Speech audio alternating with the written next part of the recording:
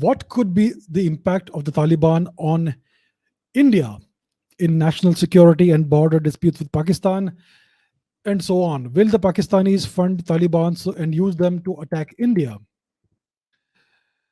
So the question is, does the Taliban pose a threat to India?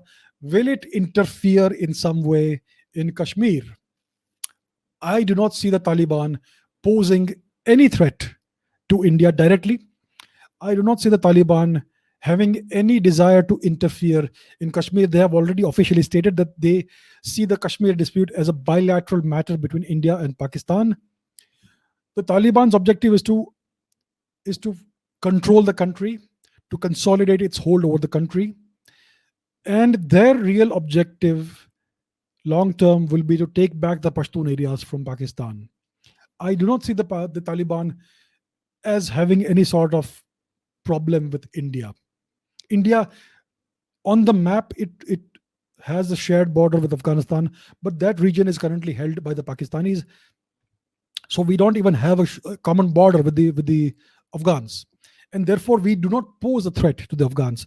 If you look at the Raj Mandala theory, two countries which have a common border, they pose a threat to each other.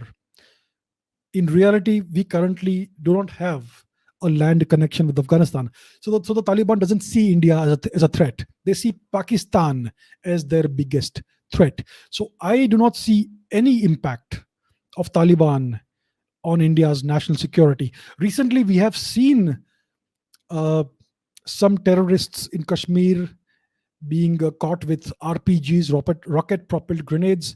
I think it is just a ploy by Pakistan to make India think that there is some Taliban influence in this. The Taliban have their hands full in their own country, in Afghanistan. I think that the Taliban also have some sort of understanding India and the US. So I don't see any threat at present to India from the Taliban.